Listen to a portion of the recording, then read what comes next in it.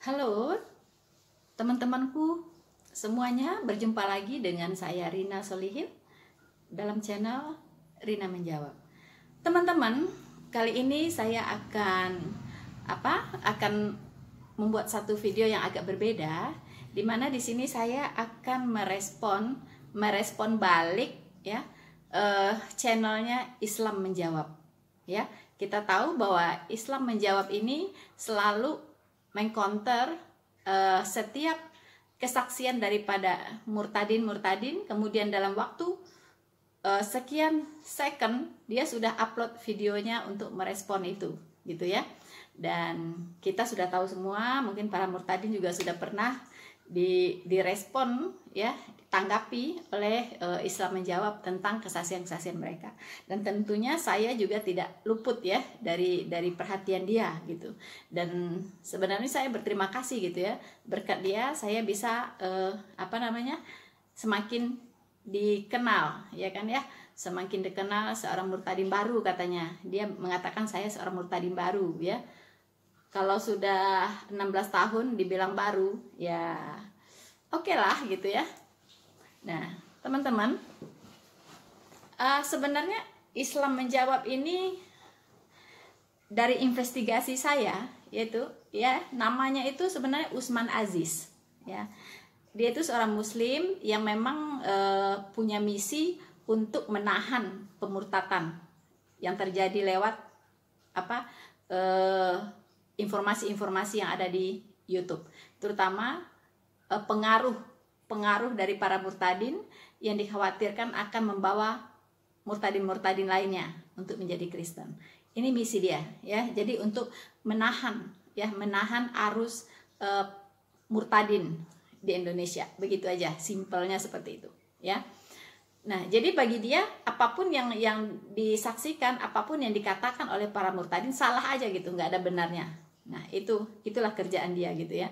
Jadi dia itu mencari kesalahan para murtadin. Dia bukannya melihat kebenarannya di mana, kemudian dia berpikir apa benar atau tidak. Bagi dia yang dia cari adalah kelemahannya, kesalahannya. Itu yang dia jadikan untuk bahan YouTube dia gitu ya. Tapi nggak masalah, is okay gitu ya. Jadi saya sebenarnya sudah direspon berapa kali oleh dia, tapi saya diamkan saja gitu. Paling saya masuk ke channel dia dan saya mencoba untuk mengcounter ya kan. Saya masuk ke channel dia, kemudian saya lihat diskusinya seperti apa, kemudian saya counter dengan penjelasan gitu ya. Kalau dia ada yang keliru, saya luruskan mereka di situ gitu ya. Nah, tapi kali ini saya ingin sekali untuk membuat langsung ya video ini supaya mungkin teman-teman tidak semuanya masuk ke channel dia dan melihat respon balik saya gitu ya. Tapi kalau saya langsung di video ini ya, mudah-mudahan ini bisa disaksikan juga gitu oleh teman-teman semua. Nah, jadi Bapak Usman Aziz, saya tidak tahu dia masih muda apa sudah tua, tapi dari suaranya sih belum begitu tua ya kan. Usman Aziz ini kita kenal, dia tidak pernah menunjukkan wajahnya ya. Dia di balik layar seperti Christian Prince dan Tamparagi ya kan ya. Jadi mereka ada di belakang layar gitu ya kan. Kita tidak pernah melihat mukanya seperti apa ya. Nah, teman-teman, saya akan menanggapi salah satu video saya yang direspon oleh Islam Menjawab ini, yaitu waktu saya diundang oleh Bapak Yusuf ya, Pendeta Yusuf Manubulu untuk bersaksi di channel beliau ya kan. Nah, ini saya pikir yang terakhir saya diundang di sana, karena kebetulan saya 2 kali ya diundang di sana. Dan ini yang terakhir, yaitu tentang satu hal topik hangat yang waktu itu yang sempat kita bahas, yaitu tentang tentang Ishak dan Ismail ya. Nah, jadi dia berpendapat ya bahwa saya gagal paham gitu ya tentang Ishak yang dikorbankan oleh Abraham ya. Di video saya sebelumnya dengan Bapak Pendeta Jonsung ya, itu video pertama saya. Waktu itu saya diundang juga ya ke channel beliau untuk kesaksian. Itu pertama kali saya muncul di YouTube, dan itu juga tidak luput dari perhatiannya si Islam Menjawab ini, ya, atau Usman Aziz ini ya, gitu ya. Nah, di situ dia meragukan bahwa saya adalah orang Minang, ya. Dia bilang saya hanya 10% saja Minangnya. Jadi dia pikir saya berbohong, ya. Saya orang Minang abal-abal, begitu ya. Nah, setelah kesininya semakin banyak yang bisa membuktikan bahwa saya orang Minang, betul-betul saya orang Minang, dan dia tidak bersuara lagi tentang itu, ya. Tapi dia tidak mengoreksi juga kesalahan dia, gitu ya. Mana mungkin dia hanya melihat saya satu kali lewat YouTube, kemudian mendengarkan saya bicara, dia bilang dari bahasa saya tidak terlihat seperti orang Minang. Ya iyalah, gitu ya. Saya kan sudah lama merantau, ya. Saya banyak bergaul dengan orang-orang yang non Minang, begitu kan. Terus saya juga lama di luar negeri, ya. Ya mungkin saja gitu bahasa logat saya itu tidak percis. Tapi orang-orang yang tahu, gitu ya. Orang-orang yang kenal orang Minang, dia masih ciren loh. Kalau saya itu logatnya itu masih ada kelihatan Minangnya gitu. Tapi mungkin Usman Aziz ini ya, itu kurang gaul gitu ya. Jadi dia mungkin relasi pertemanannya juga terbatas dengan orang Minang, jadi dia nggak begitu bisa membedakan gitu. Nah, oke lah, no problem gitu ya. Itu karena kekurangan pengetahuan dia gitu ya. Jadi dia tidak bisa mendeteksi orang ini orang Minang apa bukan gitu dari bahasanya gitu ya. Tapi kalau orang yang tahu masih kentara gitu. Kadang intonasi ya, atau dengan gitu ya, itu dari situ aja udah bisa membedakan ini orang Minang gitu. Nah, oke, teman-teman, saya akan merespon salah satu saja dari video dia, walaupun sebelumnya saya juga saya juga direspon oleh dia. Kapan itu ya? Dia bilang saya bohong kecil-kecilan. Oh, sama ya. Waktu itu dengan Bapak Yusuf Manubulu juga gitu ya. Karena saya mengatakan bahwa saya sudah aktif menginjil di Facebook itu dari tahun 2005. Nah, dia lacak ya, Usman Aziz ini ya, atau Islam Menjawab ini melacak Facebook saya ya. Dia hanya menemukan itu kalau tidak salah dari 2008 atau apa ya katanya waktu itu ya. Jadi 2015 ya. Jadi dia hanya bisa melacak Facebook saya dari 2000 sampai ke 2015 ke belakang gitu.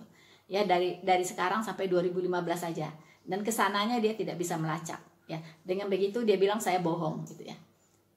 Masa itu ketidakmampuan dia untuk melacak Facebook saya, kok malah saya dibilang bohong, ya kan? Mungkin lawan-lawan debat saya yang menonton channel ini tahu gitu ya. Dari 2005 saya sudah aktif menginjil di Facebook. Nah, tentunya perangkat yang saya pakai tidak seperti sekarang ya. Waktu itu masih jadul lah ya, BlackBerry gitu kan. Bahkan BlackBerry-nya yang kecil begitu kan. Karena belum sebesar sekarang gitu ya, belum. BlackBerry paling kecil begini lah ya. Nah, saya menginjilnya lewat BlackBerry itu gitu ya. Bisa jadi waktu itu kan di Indonesia Facebook itu masuk baru tahun 2004. Bisa jadi 2005 itu ya belum begitu canggih penyimpanan penyimpanan datanya gitu ya. Ya bisa jadi gitu, sampai dia tidak menemukan Facebook saya sampai 2005 gitu. Sampai 2015 saja dia bisa lacak sampai ke sana. Tapi yang pasti saya dari 2005 sudah mulai aktif menginjil lewat Facebook ya. Nah, oke. Tidak masalah dia mau percaya atau tidak, bagi saya itu juga tidak penting. Tapi kali ini saya akan menanggapi respon dia terhadap apa yang saya katakan di channelnya Bapak Pendeta Yusuf Manubulu ya, yaitu tentang Ishak dan Ismail.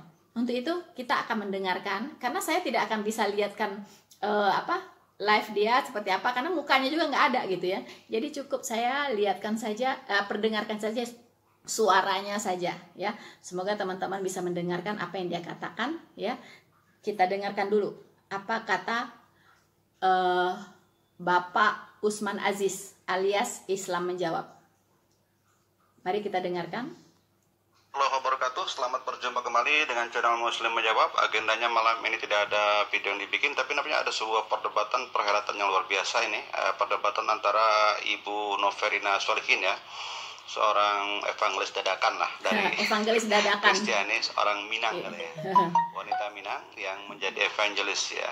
Lebih senang ya, dia dulunya seorang dosen katanya dan juga seorang sales insurance ya. Yang bergelar doktoranda ya. Dalam video saya terdahulu dia terbongkar ya di Facebook atau di Instagram, beliau ini doktoranda.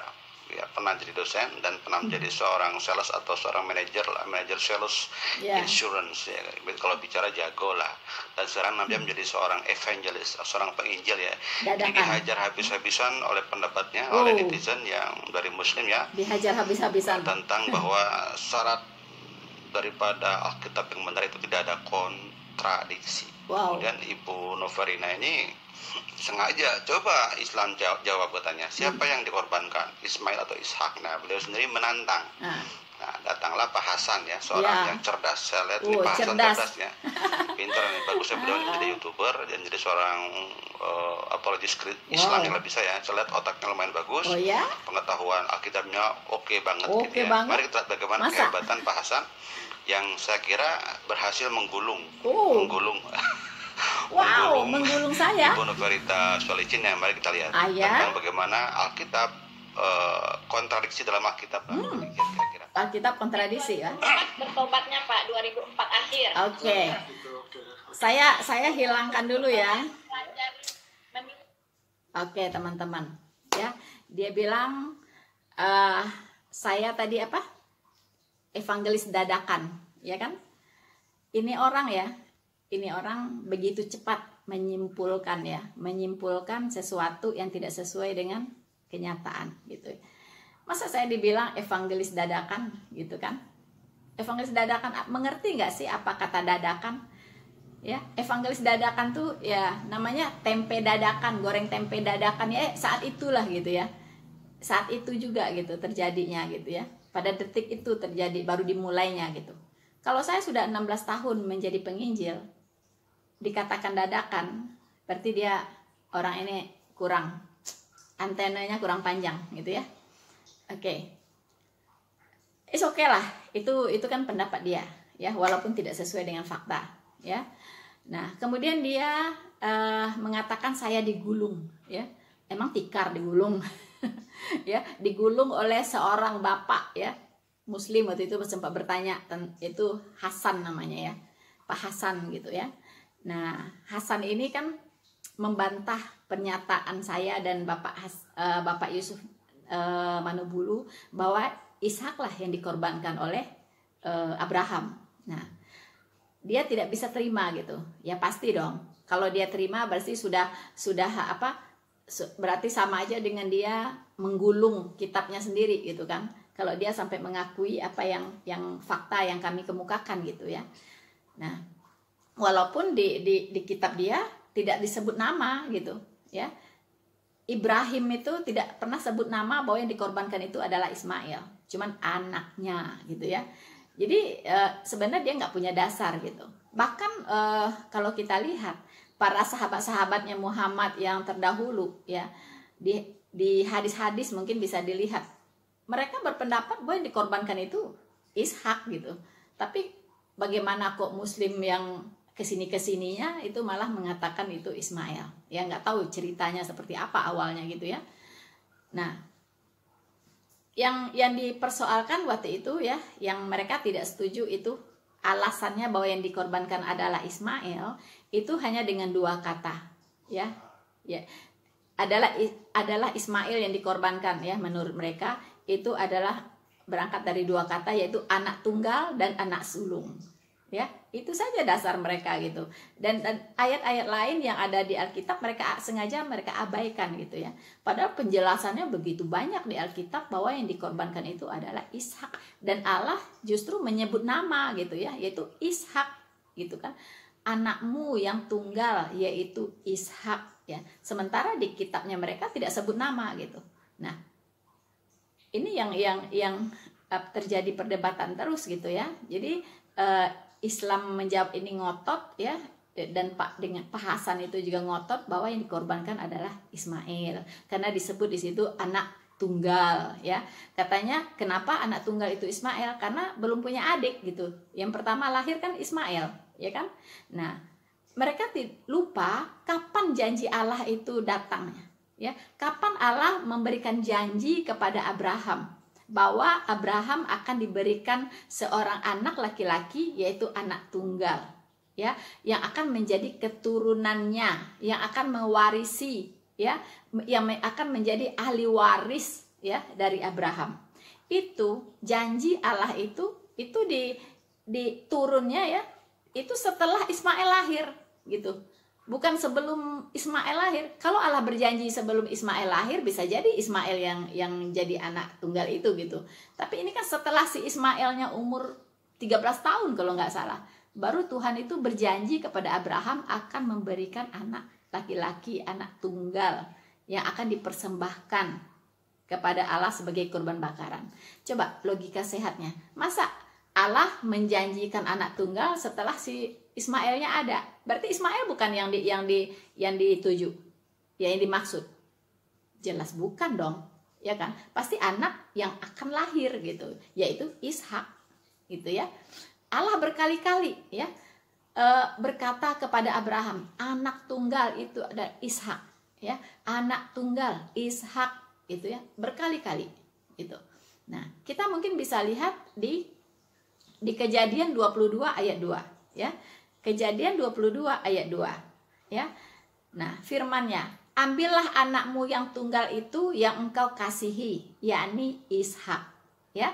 Pergilah ke tanah Moria dan persembahkanlah dia di sana sebagai korban bakaran ya. Pada salah satu gunung yang akan kukatakan kepadamu. Kurang apa lagi gitu?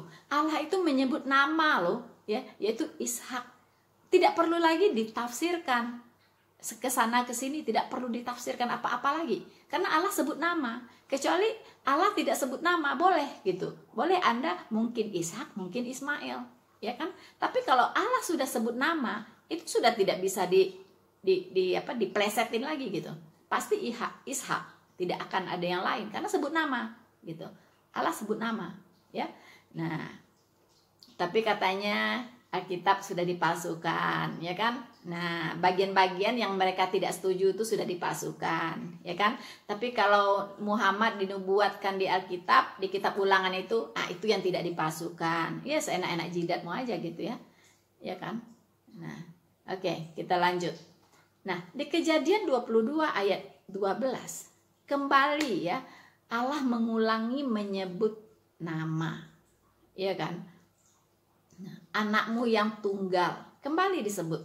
Tadi juga disebut anakmu yang tunggal ya. Sementara Ismailnya sudah ada gitu, sudah lahir dan bahkan sudah umur belasan tahun usianya gitu. Tapi Allah kembali menyebut anakmu yang tunggal. Ya, coba kita baca. Kejadian 22 ayat 12. Lalu ia berfirman, jangan bunuh anak itu ya, dan jangan kau apa-apakan dia. Sebab telah ku ketahui sekarang bahwa engkau takut akan Allah dan engkau tidak segan-segan untuk menyerahkan anakmu yang tunggal kepadaku. Nah, bagaimana teman-teman? Ya, saat Ishak dikorbankan, itu Ismail dengan Hagar itu sudah tidak ada di rumahnya Abraham. Mereka sudah diusir. Ya, Hagar ini 2 kali diusir. Saat pertama diusir, yaitu ketika dia hamil, ya kan? Diusir oleh Sarah, ya kan ya? Karena ketika tahu dia hamil, dia mulai ngelunjak, ya. Dia mulai belagu gitu ya. Kalau bahasa sekarangnya belagu kepada nyonyanya gitu, ya. Karena tahu dia hamil, ya. Jadi dia merasa bagaimana gitu ya. Kemudian dia mulai ngelunjak, ya. Mungkin Hagarnya tidak suka, kemudian diusir. Nah, tapi di perjalanan dia lagi duduk-duduk gitu ya, datang malaikat Tuhan, ya kan, disuruh pulang lagi gitu. Kamu pulang aja, nggak apa-apa kamu ditindas oleh nyonyamu, pulang aja. Nah, akhirnya dia balik lagi, ya kan. Nah, karena kamu hamil dan kamu akan melahirkan seorang anak laki-laki, kata malaikat itu, ya. Dan engkau akan menamai dia Ismail, ya. Dan lakunya akan seperti keledai liar, ya kan. Dia akan memerangi saudaranya dan saudaranya akan memerangi dia, ya kan. Dan dia akan melawan semua saudara-saudaranya. Nah, begitulah anak itu kelak, kata malaikat tadi. Makanya dia pulang balik lagi ke rumah nyonyanya kan. Nah, kemudian lahirlah Ismail. Nah, Ismail itu betul-betul menggenapi apa kata malaikat ini gitu. Malaikat itu sudah katakan bahwa perilakunya itu seperti keledai liar. Dia suka mengganggu orang gitu. Ishak pun tidak lepas dari gangguan dia gitu. Mungkin dijahilin ya, lagi main dijahilin. Nah, Sarah melihat begitu tentunya tidak suka gitu. ya. Tidak suka gitu. Padahal itu kan anak yang sudah lama dia tunggu-tunggu, pasti dia mengasihi sekali gitu. Makanya Allah menyebutkan anak tunggal yang dikasihi, ya. Itu Ishak, anak tunggal yang dikasihi. Nah, itulah. Jadi nggak mungkin, nggak tega ya Sarahnya gitu melihat anaknya diganggu-ganggu terus gitu ya. Nah, makanya diusir lagi. Akhirnya dua-duanya diusir, ya. Hagarnya diusir, Ismailnya diusir. Akhirnya Hagar membawa Ismail ini awal-awalnya mau dibawa ke Mesir gitu kan, pulang kampung gitu kan, dari Mesir, orang Mesir sih, Hagarnya orang Mesir gitu ya. Dan dia bukan seperti yang dikatakan oleh Irene Handono ya. Kata Islam Menjawab, Umi Irene Handono mengatakan bahwa Hagar itu Princess of Egypt. Jadi putri raja Mesir gitu. Masa putri raja jadi budak? Ya masuk akal aja deh, akal sehatnya bagaimana, ya kan? Mana ada putri raja Firaun jadi budak? Nggak mungkin lah, ya kan ya? Dan kalaupun itu putri Firaun, mungkin Firaunnya bangkrut atau apa, jadi miskin sampai anaknya jadi budak, ya kan? Itu pasti dicatat di Alkitab gitu, ya kan? Karena Firaun itu juga sering dicatat di Alkitab. Nggak mungkin dia anaknya jadi budaknya Abraham nggak dicatat di Alkitab, ya kan? Bahwa dia anaknya Firaun gitu, putri Firaun. Nah, ini memang pendapat yang udah nggak jelas gitu ya. Ini nggak ada dasarnya sama sekali gitu. Nah, jadi diusirlah. Rencananya mau dibawa pulang ke Mesir, tapi akhirnya mereka menetap di padang gurun Paran, ya. Mereka menetap di situ. Kemudian Ismailnya akhirnya besar. Akhirnya dicarikanlah oleh Hagar seorang istri dari Mesir. Nah, sampai di situ ada ceritanya. Setelah situ udah nggak ada cerita lagi gitu, ya, tentang Ismail dan Hagar. Sampai di situ aja stop, gitu ya. Ada sedikit lah tentang anaknya Ismail gitu kan. Nah, seperti Nebayot, ya kan ya, itu anak-anaknya Kedar, itu anak-anaknya Ismail gitu kan. Nanti kita lihat ya, bagaimana keturunannya Ismail, bagaimana keturunannya Ishak. Nanti akan kita lihat seperti apa ujung-ujungnya. Sampai saat ini kita masih bisa lihat gitu ya. Nah, oke, teman-teman. Ya. Lalu di Kejadian 22 ayat 16 ya. Itu Allah ulangin lagi janji itu, ya kan? Janji itu diulangin lagi oleh Allah akan memberikan Abraham seorang anak, ya. Katanya, "Aku bersumpah demi diriku sendiri. Demikianlah firman Tuhan," ya. "Karena engkau telah berbuat demikian dan engkau tidak segan-segan untuk menyerahkan anakmu yang tunggal kepadaku." Ya, jadi anak yang dijanjikan akan diberikan anak yang tunggal itu di sini disebutkan lagi gitu. Setelah Abraham betul-betul mengikuti taat kepada Allah untuk mengorbankan anaknya yang tunggal, ya. Yang tunggalnya tentu di sini dilihat dari sisi pernikahannya yang sah ya, antara Abraham dengan Sarah gitu. Nah, bagi mereka berdua betul bahwa Ishak ini anak mereka yang tunggal, anak yang tunggal yang dikasihi gitu ya. Nah, sebenarnya Sarah dengan ini sedikit informasi ya untuk teman-teman supaya tahu bahwa Sarah dengan Abraham ini sebenarnya saudara, ya, saudara tiri, ya. Jadi Abraham punya papa namanya Ketura, ya kan? Sarah itu juga papanya Sarah gitu. Cuman Sarah ini dari istri yang lain gitu. Jadi Ketura ini punya dua, ya, mamanya Abraham dan mamanya Sarah gitu. Jadi mereka punya bapak itu sama gitu, ibu beda, begitulah ya. Nah, jadi masih saudara tiri ya mereka berdua ini gitu. Nah, jadi Allah sangat apa ya, sangat senang sekali ya bahwa dengan ketaatannya Abraham ini ya, yang mau mengorbankan anaknya yang tunggal.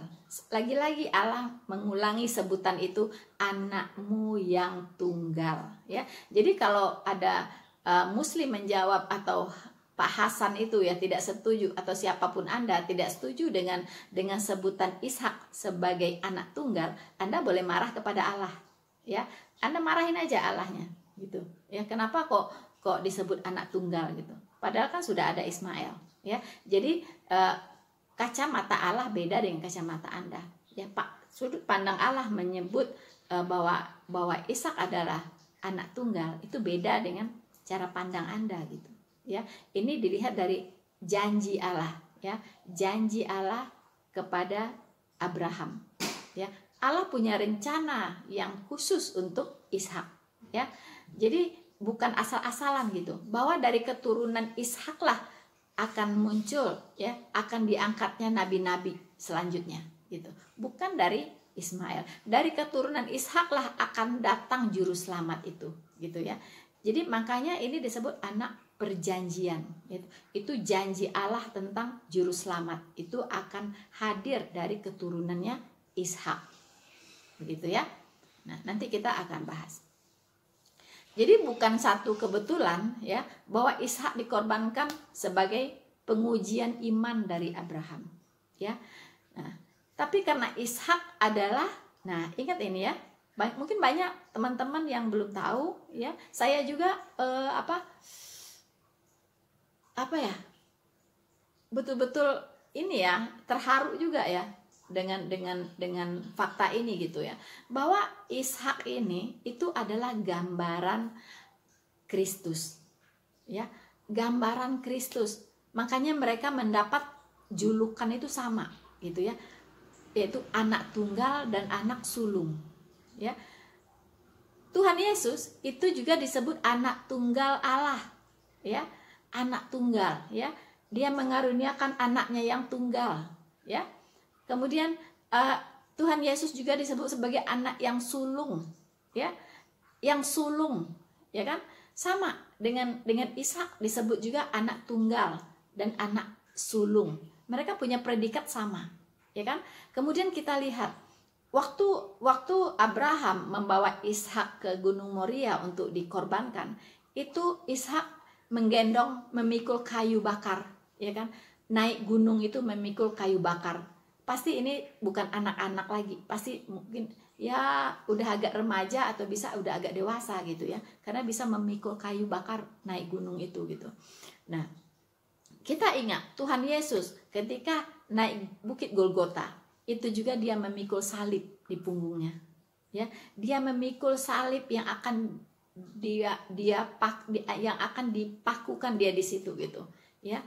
Nah, sama gambarannya dengan Ishak gitu ya. Jadi nggak sembarangan Tuhan menetapkan Ishak sebagai anak perjanjian, sebagai anak yang dikorbankan gitu ya.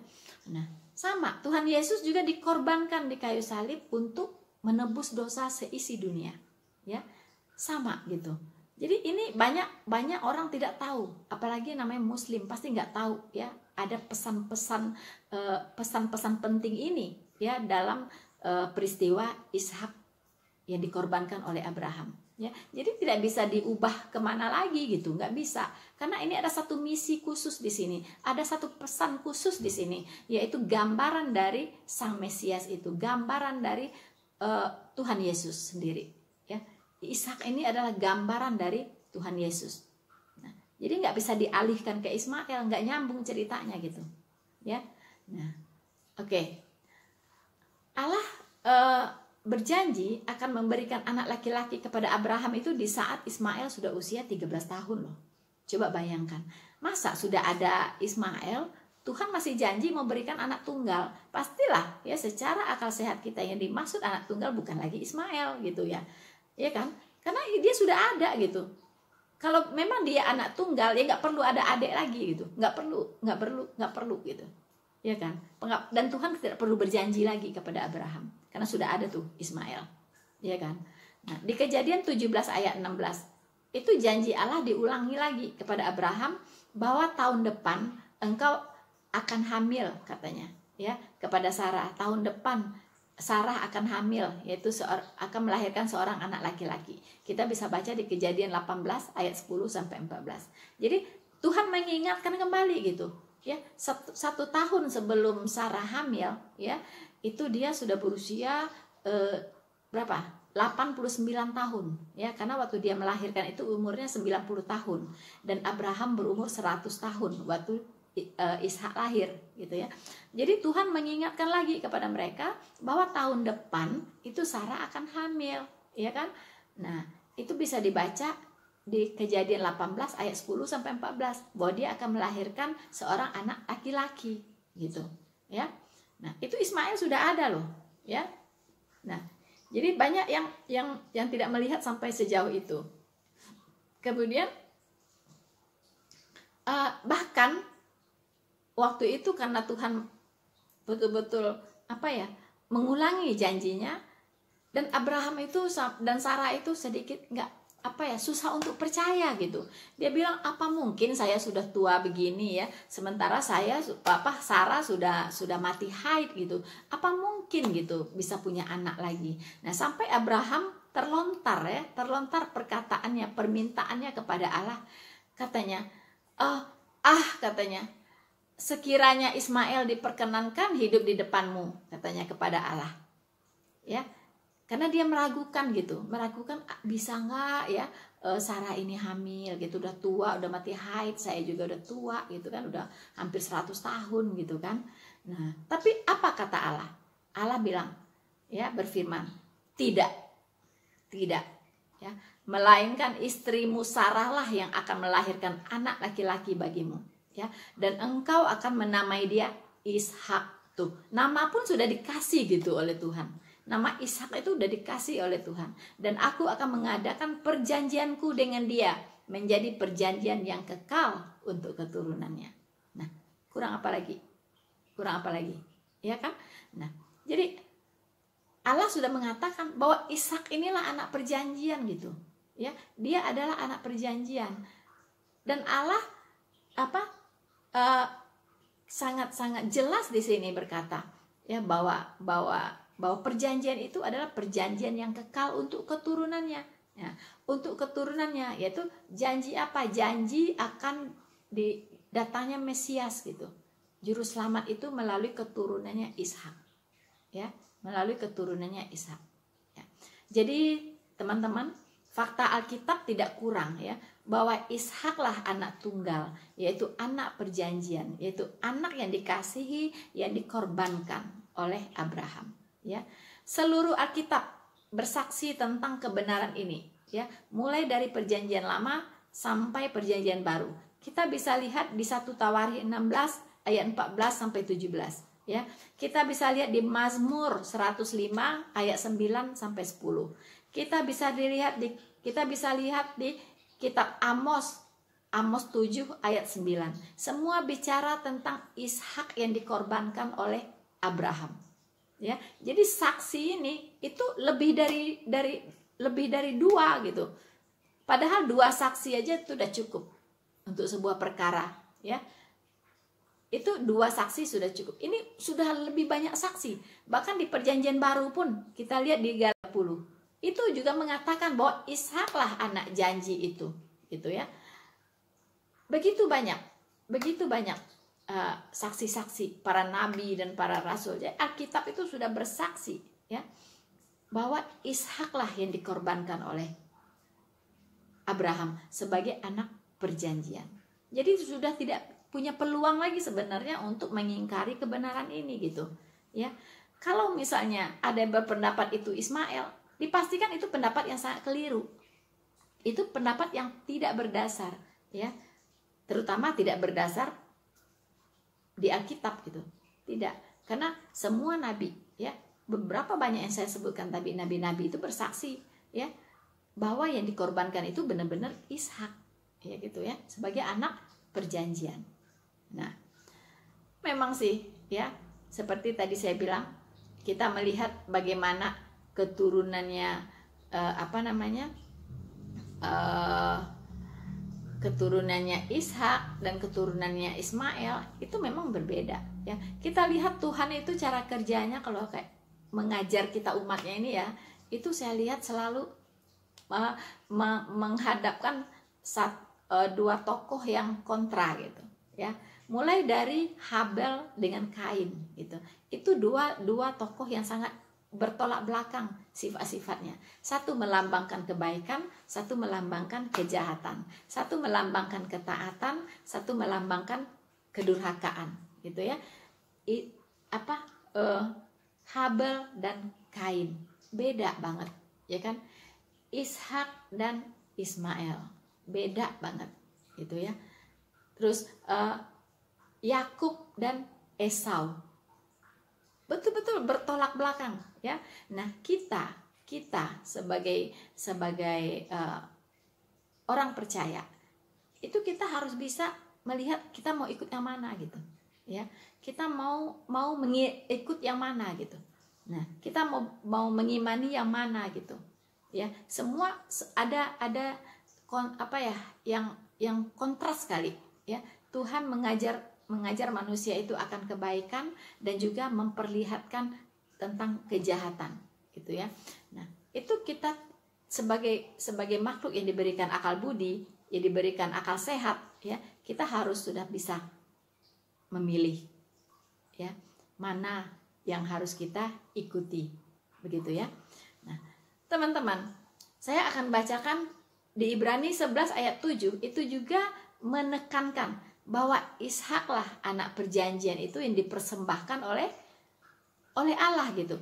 Ibrani itu jaraknya dengan Abraham itu jauh sekali, udah ribuan tahun gitu. Tapi pesan ini masih apa ya? Masih bisa ditarik benang merahnya, nggak terputus gitu ya. Ibrani kan ditulis oleh Rasul Paulus ya. Nah, Rasul Paulus pun masih sampai ke Rasul Paulus pun berita ini masih lanjut gitu ya kan. Dan di kitabnya orang-orang Yahudi pun itu masih yang tertulis itu Ishak gitu ya kan.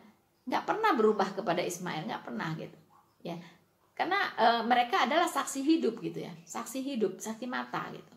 Sementara sampai ke perjanjian baru itu sudah berapa ribuan tahun ya, tapi berita ini masih lurus gitu, belum bengkok, masih lurus ya. Makanya kita lihat di Ibrani 11 ayat 7 ya. Karena iman maka Abraham tatkala dicobai mempersembahkan Ishak ya, ia yang telah menerima janji itu rela mempersembahkan anaknya yang tunggal. Ya, kembali ditekankan di sini oleh Rasul. Tadi kayak seperti sebelumnya ya, kita lihat di 1 Tawarikh di ayat 16 ya, pasal 16 ayat 14 sampai 17, di Mazmur 105 ya. Mazmur itu menulis Daud ya, itu 105 dari ayat 9 sampai 10. Kemudian Amos ya, kitab Amos ya, itu Amos 7 ayat 9 itu mengukuhkan juga gitu, mengaminkan bahwa itu yang dikorbankan adalah Ishak. Kemudian di perjanjian baru tadi di Galatia 4 ya, kemudian di Ibrani 11 ayat 7 ya kan, tadi kembali meneguhkan ya bahwa yang dikorbankan itu adalah Ishak, yaitu anaknya yang tunggal, yaitu anak janji ya. Kemudian di Yakobus 2 ayat 21 ya, Rasul Yakobus ya, itu juga mengukuhkan itu gitu. Abraham mempersembahkan Ishak anaknya, Yakobus 2 ayat 21 ya. Jadi sampai perjanjian baru itu masih terpelihara berita ini gitu, bahwa yang dipersembahkan oleh Abraham adalah Ishak, bukan Ismail gitu. Masih terpelihara gitu berita itu gitu sampai perjanjian baru, yaitu Alkitab. Jadi dari Taurat ya kan, Taurat, kitab para nabi, kitab Mazmur, dan perjanjian baru Injil, itu berita ini kompak, sangat lurus gitu ya, lurus, tidak bengkok-bengkok gitu. Nah, setelah itu ada yang ngomong yang dikorbankan adalah Ismail. Dari mana ceritanya gitu? Dasarnya apa? Ya, apa dasarnya gitu? Apakah ada saksi mata? Ya jelas yang ngomong itu adanya 600-an ribuan tahun setelah Abraham gitu ya. Ya kan? Ribuan tahun setelah zaman para rasul aja sudah 600-an tahun kesananya mereka baru ada yang ngomong bahwa yang dikorbankan itu adalah Ismail. Ini kan lucu. Ini kan lucu teman-teman, ya. Nah. Jadi tadi dikatakan bahwa Islam menjawab tidak terima, ya kan? Kemudian dia bilang Hasan itu pinter gitu ya, menggulung saya gitu kan, menggulung saya, tikar kali digulung ya. Dan itu apa? Nggak ada dasarnya gitu. Bagi kita itu udah nggak ada dasarnya ngomong gitu ya, bahwa yang dikorbankan itu adalah Ismail. Kenapa ngotot gitu? Saya juga teman-teman ini ngotot kenapa gitu ya? Apa hubungannya gitu? Ismail itu kan bukan orang Muslim, ya kan? Dia itu mamanya itu orang Mesir. Dia kawin lagi dengan orang Mesir. Apa hubungannya gitu dengan Muslim, dengan Islam? Nggak ada gitu, nggak ada. Makanya anehnya di situ gitu, kenapa ngotot gitu ya, sampai gontok-gontokan sampai hari ini ya. Nah kemudian sedikit sebelum saya akhiri, saya akan berbagi dengan teman-teman ya. Kita akan melihat fakta ini dengan hati terbuka, dengan mata yang terbuka ya. Bahwa tadi saya katakan bahwa Allah selalu menampilkan tokoh yang kontras, ya kan? Kontras. Kain dengan Habel, ya, Yakub dengan Esau, ya, Ishak dengan Ismail. Nah, apakah itu pernyataan saya? Saya pribadi gitu. Apa opini-opini saya? Bukan. Ini adalah fakta-fakta Alkitab, ya, yang harus saya sampaikan. Mungkin teman-teman masih belum melihat ini gitu, ya. Jadi kebetulan saya sudah melihat ini dan saya ingin menyampaikan fakta ini, ya, bahwa perseteruan antara anak daging ya itu menyimbolkan Ismail. Kenapa? Karena dia ada karena ketidaksabarannya Sarah gitu. Jadi janji Allah itu sudah ada, tapi Sarah ini mungkin kurang percaya diri atau tidak sabar menunggu janji Allah. Akhirnya dia merelakan suaminya tidur dengan gundiknya gitu, dengan budaknya yaitu Hagar gitu ya. Jadi dia disebut Alkitab sebagai anak daging, bukan saya yang ngasih istilah ya.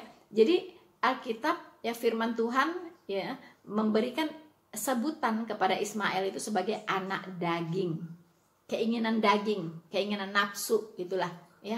Nah, sementara untuk Ishak itu diberikan sebutan sebagai anak roh ya, anak roh ya. Jadi perseteruan antara anak daging dengan anak roh ini terus terjadi sampai hari ini ya, sampai hari ini ya. Kemudian disebutkan juga anak roh ini itu selalu dalam posisi teraniaya ya, atau dianiaya oleh anak daging gitu ya. Posisinya selalu dianiaya ya, seperti Tuhan Yesus juga ya, menyimbolkan Ishak, menyimbolkan Mesias ya, dia juga teraniaya gitu ya. Dia dihina, dia dicaci maki ya kan, dia dihujat, sampai hari ini pun dia dihujat. Nah itulah anak roh gitu ya. Nah ini disimbolkan oleh Ishak sebagai anak roh. Boleh kita buka Mazmur 83 ayat 1 sampai 8 ya. Nah di sini bisa Anda baca nanti ya, Mazmur 83 ayat 1 sampai 8 ya. Kalau Anda tidak keberatan, saya akan membacakan ya. Ya Allah, janganlah Engkau bungkam, janganlah berdiam diri, dan janganlah berpangku tangan. Ya Allah, sebab sesungguhnya musuh-musuhmu ribut ya. Orang-orang yang membenci Engkau meninggikan kepala ya. Mereka mengadakan permufakatan licik melawan umatmu. Umatmu ini tentu lawannya adalah bukan umatnya ya. Dan mereka berunding untuk melawan orang-orang yang Kau lindungi. Kata mereka, marilah kita lenyapkan mereka sebagai bangsa, sehingga nama Israel tidak diingat lagi. Nah, ini adalah orang-orang yang ingin melenyapkan bangsa Israel ya. Nah, siapa musuhnya Israel? Ya, semua udah tahu ya. Nah, sungguh mereka telah berunding dengan satu hati. Mereka telah mengadakan perjanjian melawan Engkau. Penghuni kemah-kemah Edom dan orang Ismail, Moab dan orang Hagar, Gebal dan Amon dan Amalek, Filistia beserta penduduk Tirus, juga Asyur telah bergabung dengan mereka menjadi tangan Bani Lot. Jadi Ini disebut di sini, ya. Disebutkan bahwa di antara orang-orang yang melawan Allah ini, yang mau membinasakan orang-orang Israel, menghilangkan umat Allah ini dari muka bumi, itu disebut orang-orang Ismail dan orang Hagar, ya. Jadi teman-teman, Alkitab sudah mencatat, ya.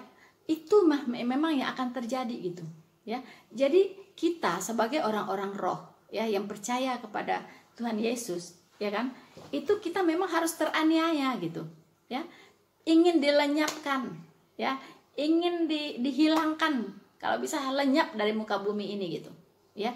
Nah, waktu itu sebagai tiang penopang dan dasar kebenaran itu adalah bangsa Israel saat itu, ya. Maka bangsa Israel oleh orang-orang yang di luar Tuhan gitu, ya, orang-orang yang melawan Tuhan itu bersepakat, ya, bersehati dibilang ingin melenyapkan bangsa Israel. Nah, di antara mereka disebut orang Ismail dan orang Hagar.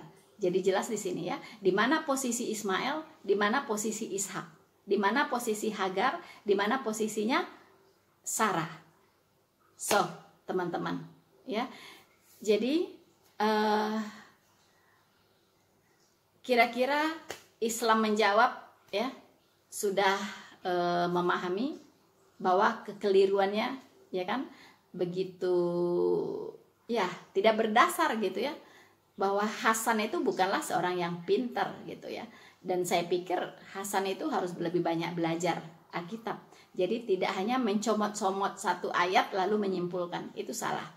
Pasti ujung-ujungnya tidak akan bisa dipertahankan argumentasinya.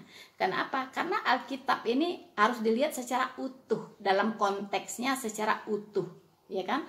Nah, kalau lepas dari konteks, pasti akan bertabrakan dengan ayat sana dan ayat sini gitu, ya kan? Jadi nggak bisa comot satu ayat simpulkan, comot satu ayat simpulkan, nggak bisa begitu. Pasti akan digulung oleh kebenaran yang ada gitu. Tidak akan bisa bertahan pendapat seperti itu, gampang sekali untuk dipatahkan gitu, ya. Jadi kalau memang mau pintar, belajarlah Alkitab dengan sungguh-sungguh, ya. Jangan baca Alkitab untuk mencari kelemahannya dan ingin untuk membenarkan pendapat sendiri gitu, ya. Itu pekerjaan yang sangat bodoh sekali gitu, ya. Kalau memang ingin memahami Alkitab, yuk buka hati, ya. Buka hati, buka pikiran, ya.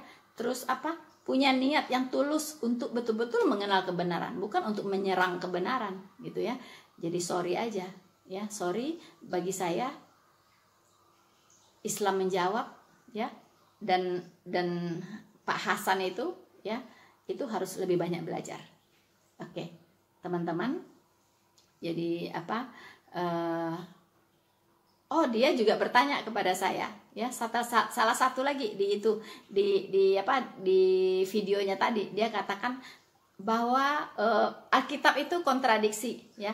Waktu saya mengatakan bahwa Yunus di dalam perut ikan 3 hari 3 malam, ya kan, dan Tuhan Yesus juga di kuburan itu 3 hari 3 malam, ya kan. Nah, menurut dia saya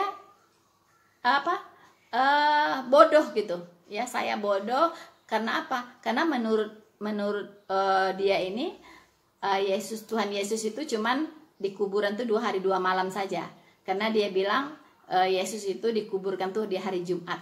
Itu bodoh lagi gitu, ya. Nah, kenapa?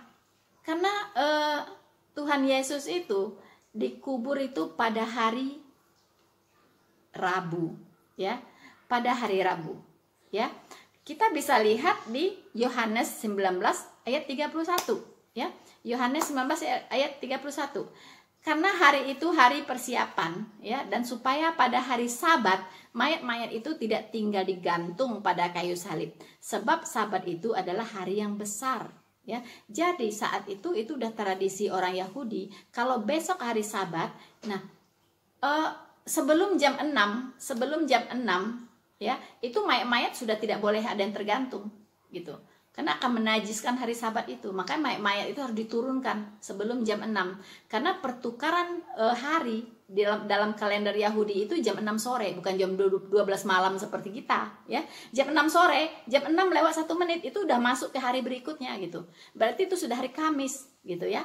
Nah, jadi hari Rabu itu itu Sabat yang dimaksud itu adalah Sabat besar.